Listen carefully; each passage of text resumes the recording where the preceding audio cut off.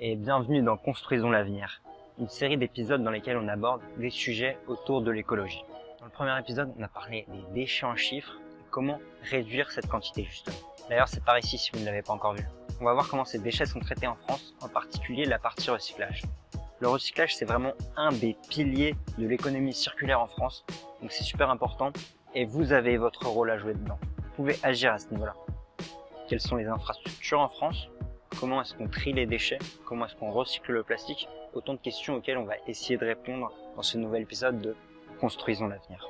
On va pas trop rentrer dans les détails techniques, histoire d'avoir une vision bien générale et globale du cycle de recyclage en France. Allez, let's go!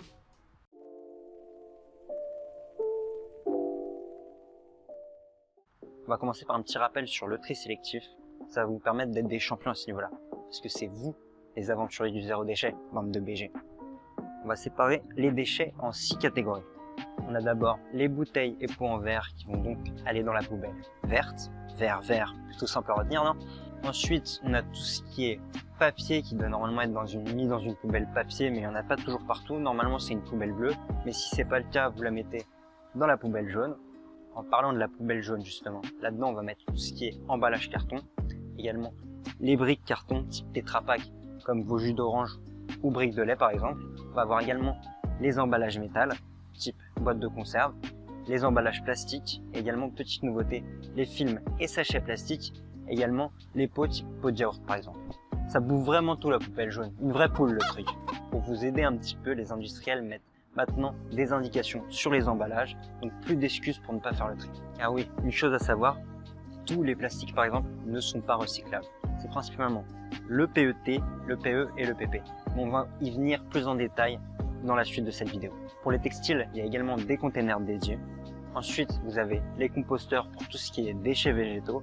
Et enfin, la poubelle ménagère pour le reste des déchets. Maintenant qu'on sait où va quoi, on va voir comment sont traités ces déchets, comment ils sont recyclés ou réutilisés. Commençons par le plus simple, les déchets ménagers. Ceux-ci vont être récupérés pour être emmenés en usine d'incinération. Une fois là-bas, ils vont être brûlés entre 800 et 1000 degrés. Ça va émettre de la fumée et de la chaleur qui va être récupérée pour générer de l'énergie et ainsi produire soit de l'électricité, soit de la chaleur pour les villes par exemple.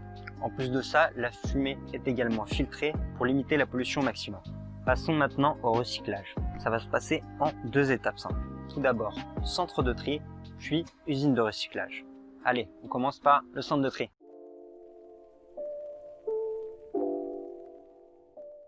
Une fois les déchets récupérés, ils vont donc être amenés en centre de tri. En France, on est plutôt bien desservi, il y en a 176 au total.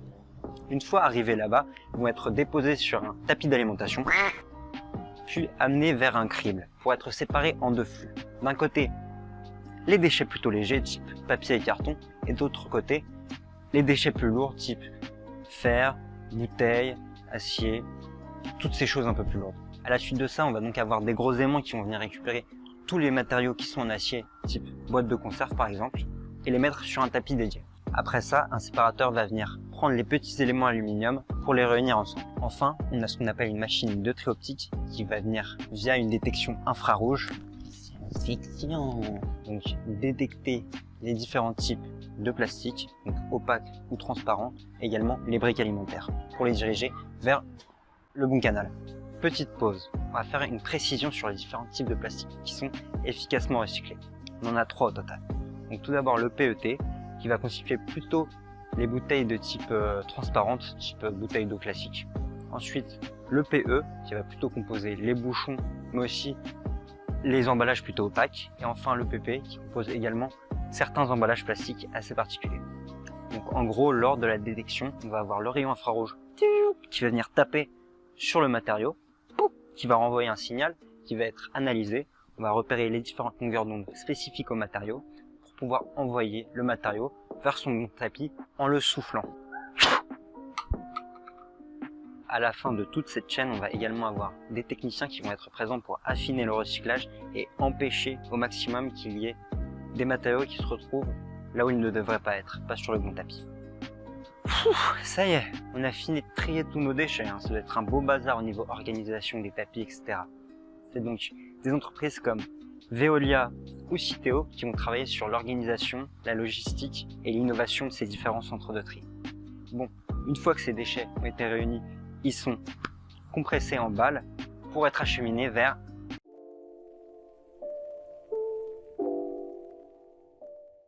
Alors, maintenant qu'on a des tas de déchets, certes triés, comment on va faire pour leur donner une nouvelle vie, pour les recycler?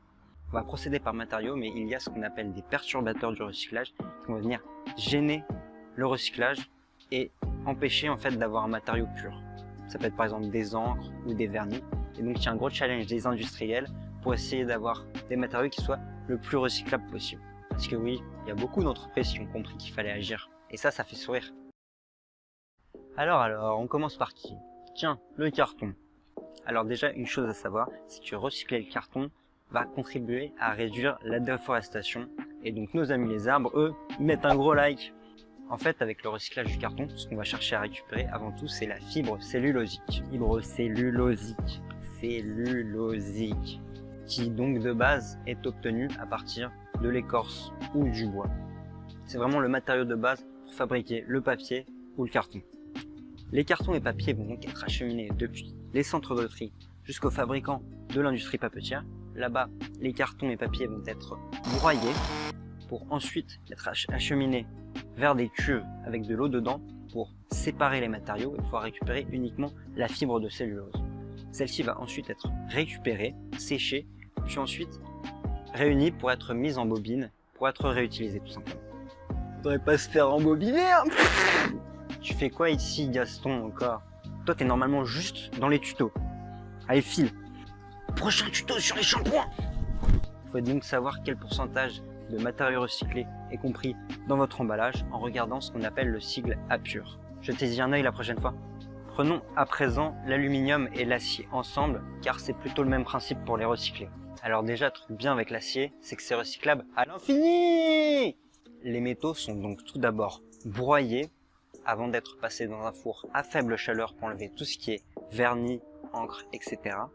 Ensuite, on va les passer dans un four à 1600 degrés. Je pense, à ce moment-là, le métal, il doit être comme ça. Grave lourd l'ambiance! Caliente! Notre métal fondu est ensuite étiré sur une table en plaques, lingots, barres par exemple. Il est ensuite acheminé jusqu'aux entreprises, aux industriels sidérurgiques pour leur redonner une nouvelle vie. Comme ça, on évite l'extraction de nouveaux minerais et ça permet une grande économie environnementale. Et du coup, la Terre, elle like aussi. Passons à présent à notre dernier de la bande. C'est un peu le relou, tu sais. Tu l'aimes bien, il est quand même pratique, mais il est un peu relou des fois. Alors déjà, une chose à savoir, c'est que d'ici 2025, l'objectif en France est d'avoir 100% des emballages recyclés. Sachant qu'on n'est pas les mieux placés en Europe, ça va pas être de la tarte. Donc, alors le plastique, il va être envoyé en usine de recyclage en balles. Là-bas, les balles vont être ce qu'on appelle délitées. C'est-à-dire qu'on va séparer les balles et décompacter. On compacte, on décompacte, on sait plus ce qu'on fait. Hein. De là, on va avoir encore un tri optique plus tri des métaux avec les aimants pour encore enlever les derniers perturbateurs qui pourraient rester. Le recyclage et les perturbateurs, une grande histoire d'amour. Les emballages vont ensuite être broyés en paillettes d'environ 1 cm. Ces petites paillettes vont ensuite également faire trempette, comme notre carton, pour enlever les encres et vernis, qui eux aussi peuvent perturber notre recyclage. Ensuite, on a l'étape importante de flottaison, qui va permettre de séparer les types de plastique. PET qui flotte pas avec PEPP qui flotte, cela dû à leur densité. Enfin, les paillettes vont être chauffées, réunies, puis coupées en petits morceaux, qu'on va appeler des granulés, qui eux pourront être réutilisés par les industriels. On y voit donc un petit peu plus clair dans ce vaste cycle de recyclage. Vous comprenez peut-être un petit peu mieux pourquoi c'est important de trier ces déchets. Ça aide le travail, puis ça augmente les taux de recyclage. Il existe des fiches mémo en ligne pour vous aider dans votre tri si jamais vous avez des doutes. Mais en tout cas, c'est à vous de jouer maintenant. Le recyclage des déchets est vraiment un pilier pour se diriger vers une consommation plus durable et un respect de nos ressources. Je pense qu'une prochaine fois, on essaiera de voir les différentes techniques et innovations qu'il peut y avoir dans les techniques de recyclage du futur. Il y a beaucoup de choses à voir, je pense que ça peut être super intéressant de faire une petite review là-dessus. Si cette vidéo vous a plu, je vous invite à recycler votre bouton like à fond et à trier votre bouton partage parce que c'est vraiment super important. N'oubliez pas de vous abonner si ce n'est pas encore fait. On a encore plein de choses à explorer dans le vaste monde qui est le zéro déchet et l'écologie. Il y a encore beaucoup de boulot. C'était Tom pour la cabane. Je vous dis à très vite car je sais qu'on peut construire l'avenir ensemble.